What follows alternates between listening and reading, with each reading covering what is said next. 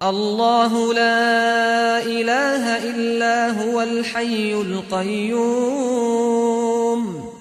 لا تأخذه سنة ولا نوم له ما في السماوات وما في الأرض من ذا الذي يشفع عنده إلا بإذنه يعلم ما بين أيديهم وما خلفهم ولا يحيطون بشيء من علمه إلا بما شاء وسع كرسيه السماوات والأرض ولا يؤوده حفظهما وهو العلي العظيم. بسم الله الرحمن الرحيم. إن الحمد لله نحمده ونستعينه ونستغفره ونعوذ بالله من شرور أنفسنا ومن سيئات أعمالنا من يهده الله فلا مضل له ومن يضلل فلا هادي له أشهد أن لا إله إلا الله وحده لا شريك له وأشهد أن محمدا عبده ورسوله لا نبي بعده اللهم أنت ربي لا إله إلا أنت خلقتني وأنا عبدك وأنا على عهدك ووعدك ما استطعت أعوذ بك من شر ما صنعت أبوء لك بنعمتك علي وأبوء بذنبي فاغفر لي فإنه لا يغفر الذنوب إلا أنت. Bismillahirrahmanirrahim. Insyaallah kita lanjutkan kajian zikir, doa dan perbuatan pengusir syaitan. Kita sampai di halaman 17, bab kedua, zikir yang dapat mengusir syaitan. Zikir di sini bisa berupa perbuatan, bisa berupa ucapan, namun umumnya dimaknai ucapan-ucapan yang dapat mengusir syaitan. Nanti insyaallah pada pasal keduanya, ya kan, pertama ini ucapan lisan yang dapat mengusir syaitan. Nanti pasal ketiganya pasal keduanya halaman ke-34, ucapan dan perbuatan yang dapat mengusir syaitan. Kemudian pasal yang ketiga khusus di sini perbuatan yang dapat mengusir syaitan. Jadi kalau dikumpulkan semuanya itu ada 5. Yang pertama, surat-surat yang dapat mengusir syaitan. Yang kedua, ayat-ayat yang dapat mengusir syaitan. Ketiga, ucapan yang dapat mengusir syaitan. Keempat,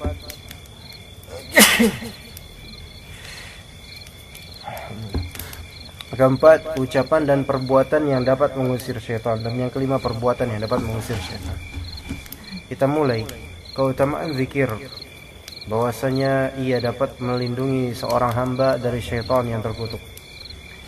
Yang pertama, terdapat hadis di dalam as-sahihain, yaitu sahih al-Bukhari dan sahih Muslim, dari Abu Hurairah radhiyallahu anhu, bahwasanya Rasulullah sallallahu alaihi wasallam bersabda, "Man qala la ilaha illallah wahdahu la syarika lah, lahul mulku wa lahul hamdu wa huwa ala kulli syai'in qadir, fi yawmin mi'ata marrah, kanat lahu 'adla 'ashri riqab, wa kutibat lahu 100 hasanah, wa muhiyat anhu 100 sayyi'ah, wa kanat lahu hirzan minasy syaitani yawmahu dzalika hatta yumsiya wa lam ya'ti ahadun bi afdala mimma jaa'a bih illa ahadun 'amila aktsara min dzalik."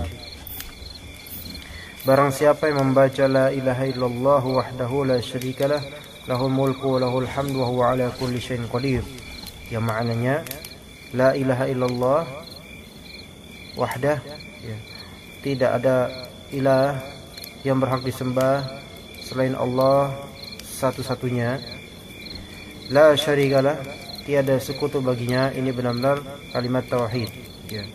Lahul mulku, miliknya lah kerajaan, walahul hamdu, dan untuknya lah segala pujian, wa huwa ala kulli syai'in qadir, dan dia maha kuasa atas segala sesuatu. Barang siapa yang mengucapkan itu dalam sehari, ya, 100 kali, maka baginya pahala seperti pahala memerdekakan 10 hamba sahaya. Ini berarti kan 100 kali dalam sehari, mau pagi kek, mau siang kek, mau sore kek, yang penting dia dalam sehari itu 100 lah minimal, 100 dalam sehari. Boleh dicicil 50 pagi, 50 malam, atau 50 siang, atau 50 sore, ya boleh sekali-kali nanti sampai berjumlah 100. Jadi 100 kali yang penting dalam sehari. pahala baginya itu seperti pahala memerdekakan 10 hamba sahaya. Masya Allah. Dicatat baginya itu baru satu pahala itu, memerdekakan 10 hamba sahaya, mereka menolong orang-orang itu. Dicatat baginya 100 kebaikan, itu kedua. Kemudian dihapuskan darinya 100 keburukan, itu yang ketiga. Dan yang keempat, ia pun terlindungi dari syaitan pada hari itu hingga sore hari. Ini dunia akhirat dapat kebaikan. Dia dapat pahalanya besar, seperti memerdekakan 10 hamba sahaya. Kemudian pencatatan 100 kebaikan yang merupakan pahala lain lagi, bukan pahala memerdekakan 10 hamba sahaya. Beda lagi nih pahala. 100 kebaikan. Sebenarnya 100 kebaikan berarti ibarat satu la ilaha illallah wahdahu la syarikalah lahul mulku wa lahul hamdu wa huwa ala kulli syai'in qadir, satu kebaikan. Juga dihapus dengan darinya 100 keburukan. Itu Masya Allah, berarti satu kalimat itu dilafalkan, ia dapat satu kebaikan, dapat satu penghapusan keburukan. Dan ia pun terlindungi dari syaitan pada hari itu hingga sore hari kalau dia konsisten baca itu, insya Allah. Ya, mudah.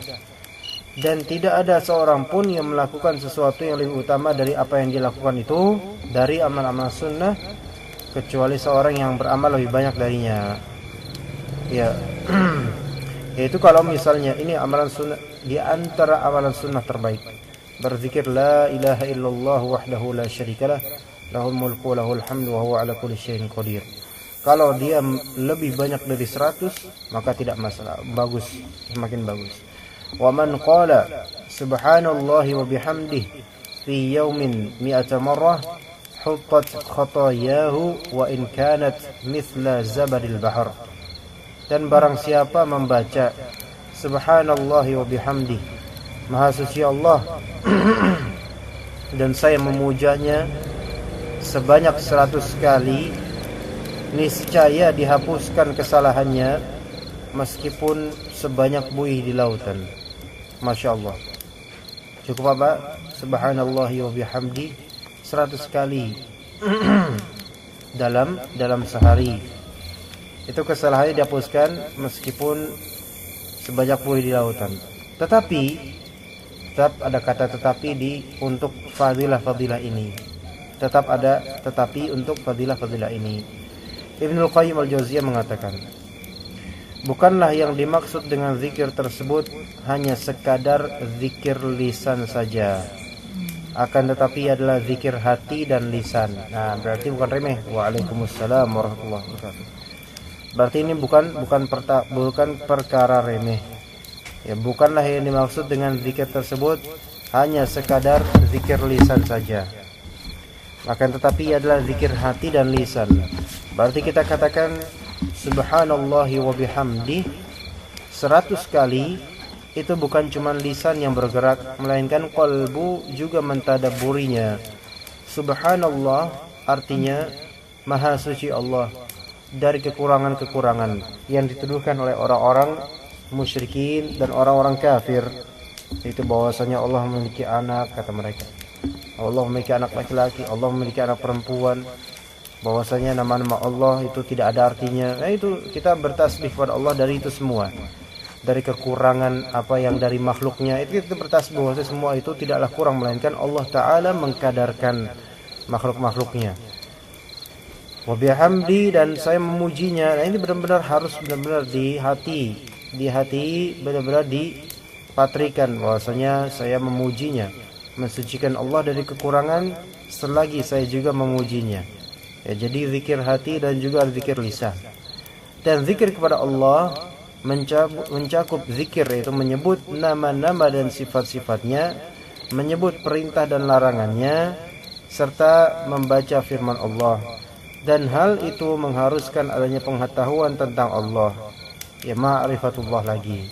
Jadi seseorang jika ingin benar-benar paten zikirnya, berpahala dan fadilah yang di hadis-hadis itu juga kena buat dia, maka dia harus mengawali zikir tersebut dengan niatan ikhlas. Baik. Kemudian dengan ma'rifatullah. Bagaimana mungkin dia berzikir tanpa ma'rifatullah? Enggak mungkin. Nah, jadi hal itu mengharuskan adanya pengetahuan tentang Allah, iman kepada Allah dan kepada sifat-sifat kesempurnaan dan keagungannya, serta memujinya dengan segala bentuk pujian. Dan hal tersebut tidaklah sempurna kecuali dengan mentauhidkan Allah Ta'ala. Jadi orang berzikir tanpa tauhid nggak ada artinya. Sebagaimana di musola-musola atau masjid-masjid banyak sekarang orang cuma gini doang zikir, nggak ada tauhidnya tapinya, maka tidak ada cahaya yang Allah berikan padanya. Waalaikumsalam warahmatullahi wabarakatuh. Ya, jadi zikir mengingat Allah itu harus didasari dengan tauhid kepada Allah. Maka zikir kepada Allah yang hakiki mengharuskan adanya semua itu dan mengharuskan adanya penyebutan nikmat-nikmat Allah dan berbuat baik kepada makhluk Allah. Ya, zikir pada Allah mengharuskan tauhid, ya, juga mengharuskan adanya penyebutan, yaitu mengingat nikmat-nikmat Allah. Coba kita selagi berzikir, ya, apapun zikir kita itu, kita ingat, selagi kita mengetahui makna dari zikir tersebut, kita ingat nikmat dari Allah. Waalaikumsalam warahmatullahi wabarakatuh. Kita ingat nikmat dari Allah Subhanahu wa taala, dan kemudian di antara bentuk rasa syukur kita dengan berzikir adalah berbuat baik kepada makhluk Allah Subhanahu wa taala meskipun binatang. Jadi muamalahnya baik, ya. Kemudian yang kedua, ya, di antara fadilah zikir kepada Allah, dan diriwayatkan oleh At-Tirmidzi dari Al-Harits Al-Asy'ari bahwasanya Nabi sallallahu alaihi wasallam bersabda, Waalaikumsalam, Inna Allah Ta'ala amara Yahya bin Zakaria bi 5 kalimat. Sesungguhnya Allah Ta'ala memerintahkan Nabi Yahya bin Nabi Zakaria, jadi Nabi Yahya anaknya Zakaria, dengan 5 kalimat, dan di dalamnya wa amurukum an tadhkurullah fa inna mathala dhalika kamathali rajulin kharajal aduwwu fi atharihi sira'a hatta idza ata ala hisnin hasin fa ahraza nafsahu minhum kadzalika al-'abdu la yuhrizu nafsahu minasy syaitani illa bi dzikrillah. Dan aku memerintahkan kalian untuk berzikir kepada Allah Ta'ala, yaitu untuk senantiasa mengingat Allah Subhanahu wa Ta'ala, baik zikir lisan, lebih-lebih zikir qalbu, ya. Sesungguhnya perumpamaan hal itu seperti perumpamaan seorang yang dikejar oleh musuhnya dengan cepat sampai dia datang kepada benteng yang kokoh, maka dia pun melindungi dirinya dari mereka. Jadi zikir itu ibarat antum kembali kepada benteng yang kokoh untuk berlindung dari musuh-musuh supaya tidak terbunuh atau tidak tercelakakan. Maka zikir itu sebenarnya adalah hisnul muslim atau hisnul hasin, yaitu zikir adalah benteng yang kuat bagi seorang muslim. Maka dikatakan oleh beliau, begitu juga seorang hamba tidaklah dapat melindungi dirinya dari syaitan kecuali dengan cara berzikir kepada Allah. Berarti tidak ada cara lain untuk melindungi diri dari syaitan kecuali dengan zikir kepada Allah. Coba ada cara lain enggak? Maksudnya orang-orang, ada enggak cara lain selain zikir kepada Allah? Maksudnya dilakukan oleh orang. Apa selain zikir apa misalnya? Jika tidak berzikir kepada Allah, pasti atau secara langsung atau tidak langsung dia berlindung kepada syaitan atau jin. Enggak ada cara lain. Atau berlindung kepada manusia. Gimana tuh? Syirik jadi bisa. Ya. Bisa syirik kecil, bisa syirik besar. Syirik meminta perlindungan gitu. Makanya ini kalau misalnya anak-anak yang penakut ini harus dididik. Harus benar-benar dididik. Jangan sampai terbiasa nanti sampai gedenya berlaku syirik tanpa sadar. Yaitu ketika ada ketakutan berlindung kepada suaminya atau orang yang lebih besar. Melainkan harus mengingat Allah. Karena kadang rasa takut itu memang karakter. Nah, sebagian orang Allah Ta'ala berikan kadar rasa kepercayaan diri atau keberanian yang tinggi. Yang seperti ini justru sulit digoda syaitan. Iya, karena dia tidak takut. Nah, yang muskilah adalah yang mudah takut ini. Yang masalah ini. Orang mudah takut. Orang mudah takut kan, dia mau ngapain? Syukur-syukur dia berzikir. Dan ada orang ketakutan sambil berzikir.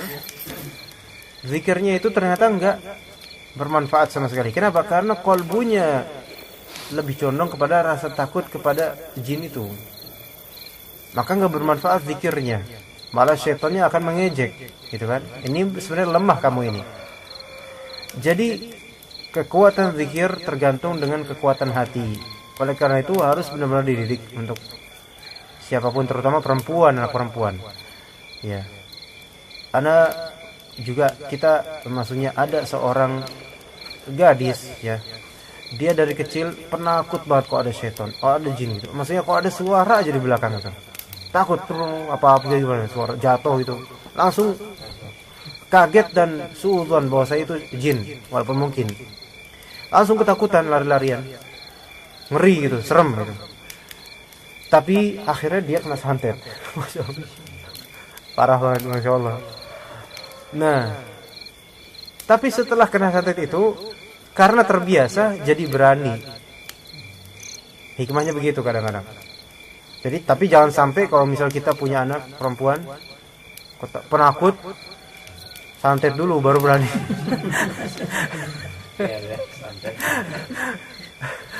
Enggak juga. Nah, orang misalnya berani, orang yang berani maksudnya tidak takut dengan yang gelap-gelap, itu potensi dirasuki sedikit, tetapi potensi kena gurur banyak. Paham gak maksudnya? Potensi ketipu banyak. Jadi gini, orang yang berani menghadapi jin, potensi kesurupan dirinya itu sedikit, tetapi potensi tertipu oleh jin banyak. Iya. Dibandingkan dengan orang yang takut dengan jin, potensi ketipunya sedikit, tapi potensi kesurupannya banyak. Gitu. Mana yang lebih ngeri? Ya, yang kesurupan ngeri, cuman yang tertipu oleh setan itu lebih ngeri karena nanti mainnya jadinya syubhat. Iya, naudzubillah. Begitu. Oke.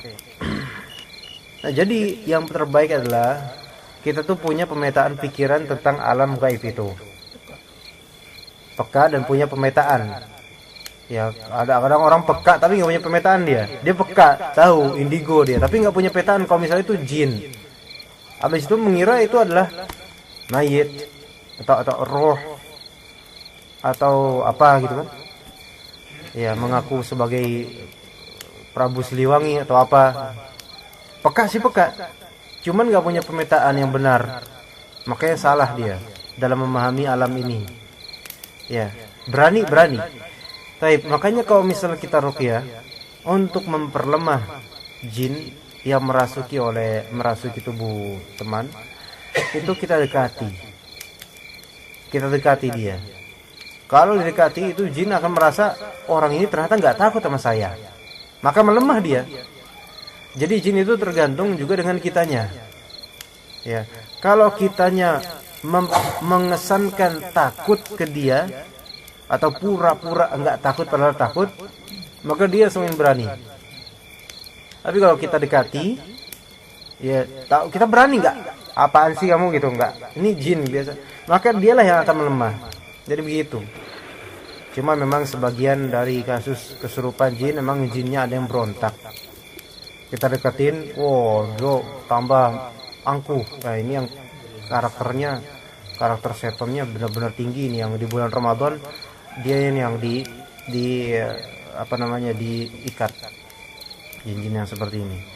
Baik, jadi itu Ustaz, ya Pak. kalau misalnya kita tidak takut karena mungkin tidak kelihatan apa atau sama-sama gitu. Tapi kalau kita takut karena kaget dia muncul dadak itu gimana? Itu nggak masalah Pak, itu fitrah, maksudnya itu jibillah, yaitu itu karakter umumnya manusia seperti itu. Jangankan manusia, kucing aja pun ya, loncat dia lebih parah. Apakah kita bilang kucing ini syirik? Enggak juga, tapi ini emang ya tiba-tiba ada apa genderuwo, tiba-tiba kaget ya, tapi habis itu nggak usah dikaget lagi, kaget terus lagi, enggak gitu. Kadang-kadang yang jadi kaget itu jadi bikin orang lari Nah, gitu.